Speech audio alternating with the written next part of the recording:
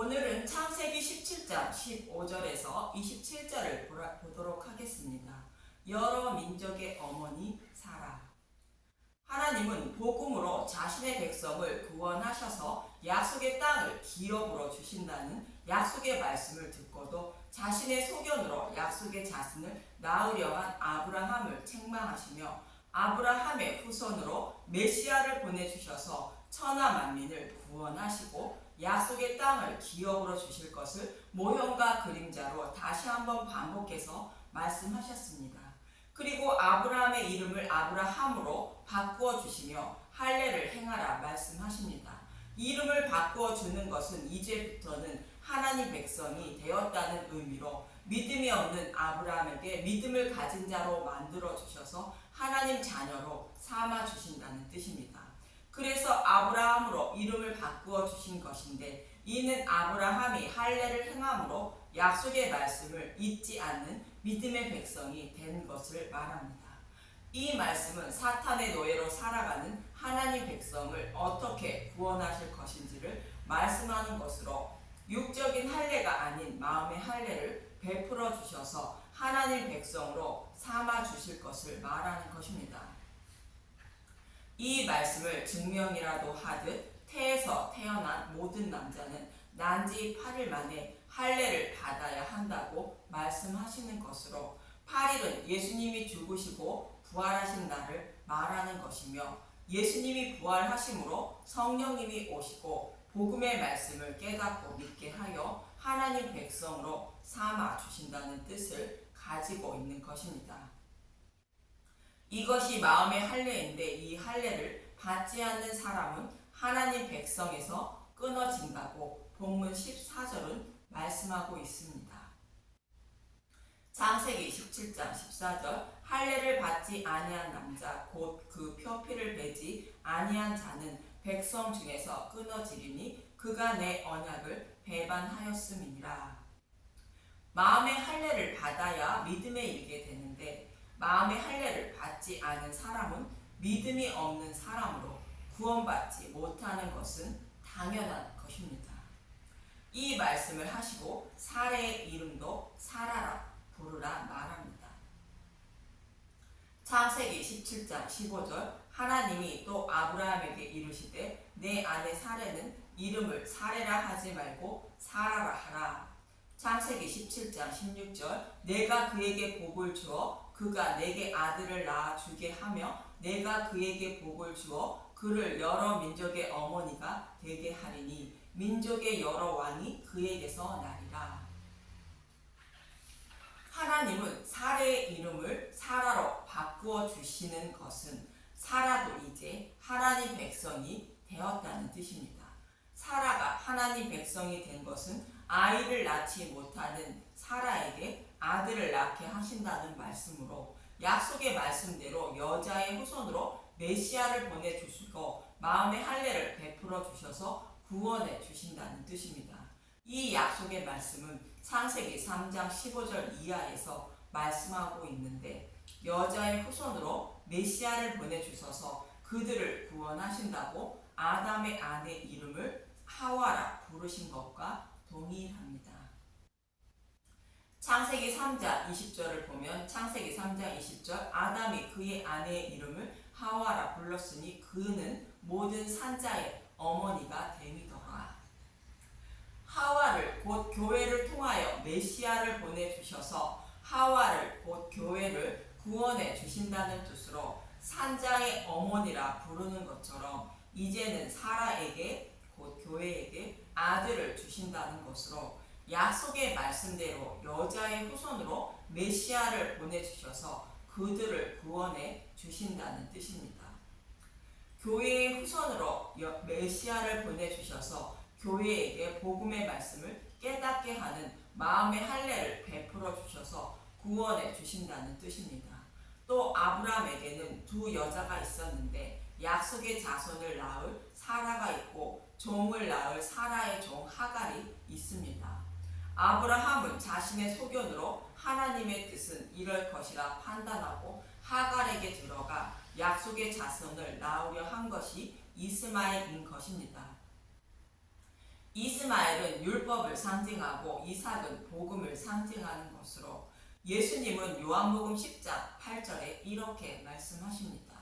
요한복음 10장 8절 나보다 먼저 온 자는 다 절도요 강도니 양들이 듣지 아니하였느니라.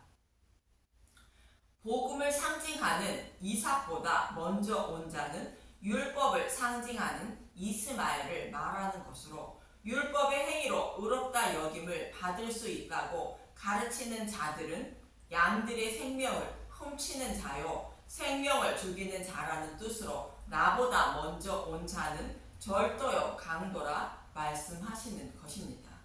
또 사도 바울은 갈라디아서 3장 15절에서 17절에 이렇게 말씀하십니다. 갈라디아서 3장 15절 율법과 약속 형제들아 내가 사람의 예대로 말하노니 사람의 언약이라도 정한 후에는 아무도 패하거나 더하거나 하지 못하느니라. 갈라디아 교회가 예수님도 믿고 율법도 지켜야 의롭다 여김을 받는다고 주장하는 자들의 말을 따르자 그렇지 않음을 가르쳐주고 있는 말씀인데 사람도 약속한 것은 패하거나 더하거나 하지 못하고 반드시 지켜야 하는데 하물며 하나님이 자신의 목숨을 걸고 맹세로 보증하신 언약의 말씀은 더더욱 패하거나 더하지 못한다는 것입니다. 그 언약의 말씀은 쪼갠 고기 사이로 지나시며 맹세하신 횃불 언약의 말씀을 말합니다.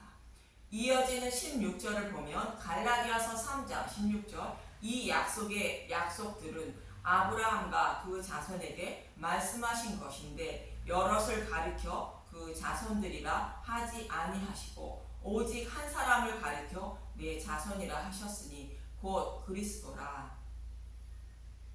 아브라함과 이삭과 야곱의 후손으로 메시아를 보내주셔서 천하 만민을 구원하신 말씀으로 내 자손으로 말미암아 땅의 모든 족속이 복을 받는다는 것입니다.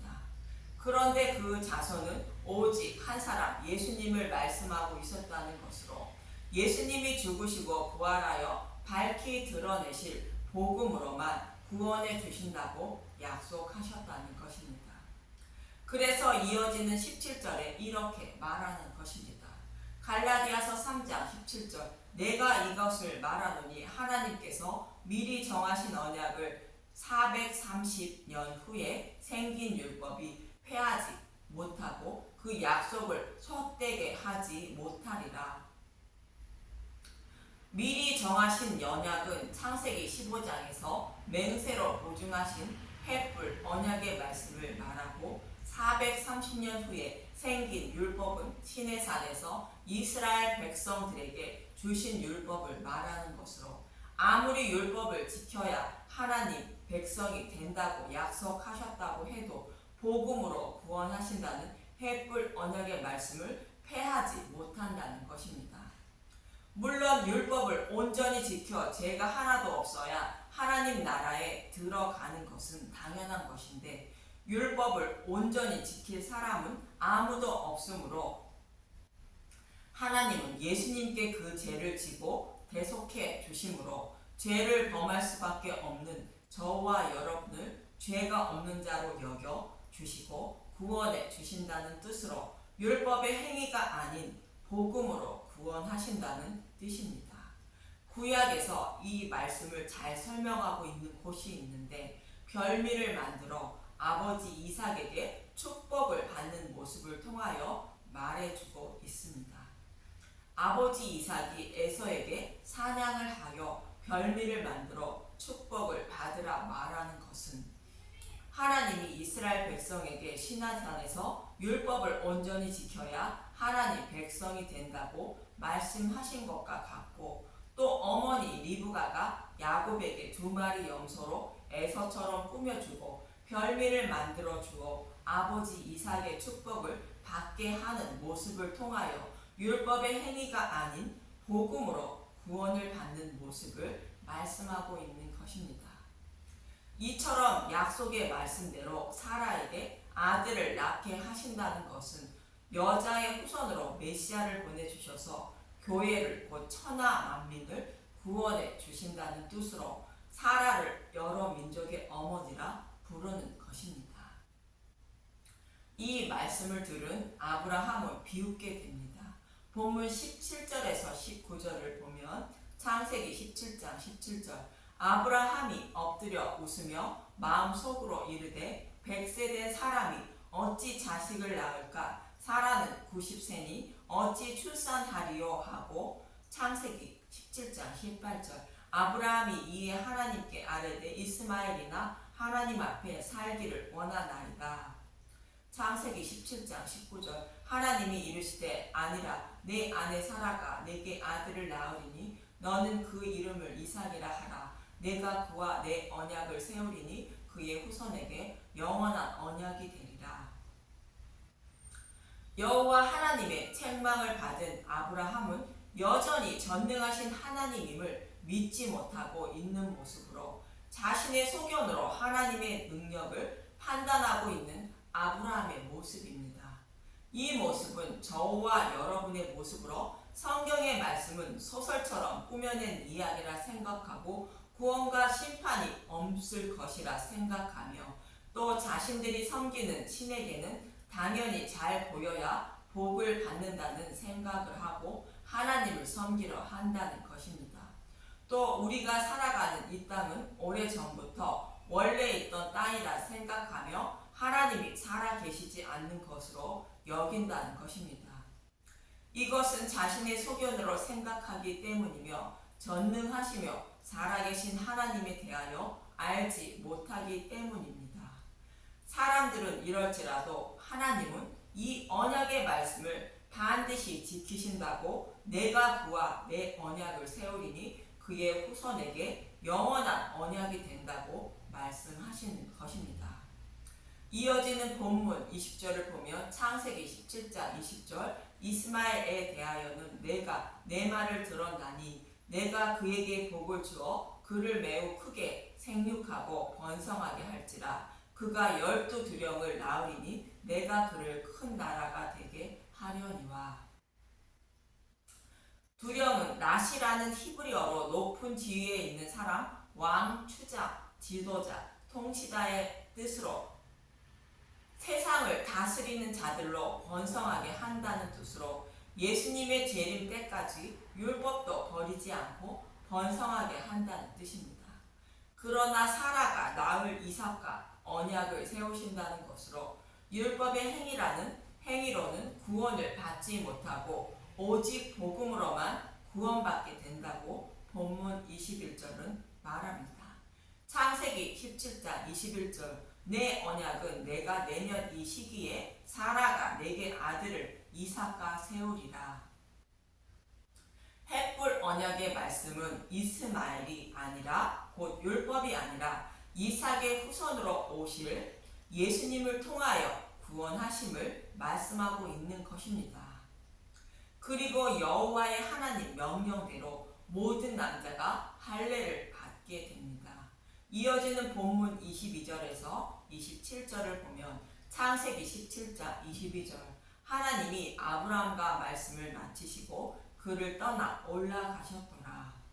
이에 아브라함이 하나님이 자기에게 말씀하신 대로 이날에 그 아들 이스마엘과 집에서 태어난 모든 자와 돈으로 산 모든 곧 아브라함의 집 사람 중 모든 사람을 데려다가 그 표피를 베었으니 아브라함의 그의 표피를 벤 때는 99세였고 그의 아들 이스마엘이 그의 표피를 벤 때는 13세였더라. 그날에 아브라함과 그 아들 이스마엘이 할례를 받았고 그 집의 모든 남자 곧 집에서 태어난 자와 돈으로 이방 사람에게서 사온 자가 다 그와 함께 할례를 받았더라. 모든 남자가 할례를 받았고 또 돈으로 이방 사람에게서 사온 자가 다 그와 함께 할례를 받았다는 것은 유대인과 이방인 모두 마음의 할례를 받아 구원을 받음을 말씀하고 있는 것입니다. 그럼 17장의 말씀을 정리하면 복음의 말씀을 듣고도 자신의 소견으로 하나님의 뜻을 판단하여 약속의 자손을 낳으려는 아브라함을 책망하시며 아브라함의 후손으로 오실 메시아가 죽으시고 부활하신 복음으로 천하 만민을 구원하신다는 것을 잊지 말라고 말씀하시고 언약의 말씀을 잊지 않게 하시기 위하여 할례를 행하라 명하셨다는 것인데, 육적인 할례는 마음의 할례를 모형하는 것으로 성령님이 오셔서 죄에 대하여, 의에 대하여, 심판에 대하여 잘 가르쳐 주셔서 진리의 길로 인도해 주심으로 예수님을 믿는 믿음의 백성이 됨을 말씀하고 있는 것입니다. 이렇게 아브라함처럼 자신의 소견으로 하나님을 섬기려는 타락한 자신의 백성에게 마음의 할례를 베풀어 주셔서 구원하시기 위하여 약속의 말씀대로 여자의 후손으로 메시아를 보내주신다는 뜻으로 사라에게 이삭을 낳게 하시는 것입니다. 이는 스스로의 열심과 노력으로 믿음에 이르지 못하여 죄사함을 받지 못해 구원에 이르지 못하는 자들에게 믿음을 선물로 주셔서 구원해 주시기 위하여 예수님을 보내주신다는 뜻입니다. 이 방송을 듣는 모든 분들에게도 마음의 할례를 받아 모든 분들이 믿음의 용사가 되어 구원을 받는 저와 여러분이 되시길 간절히 소망하며 기도합니다.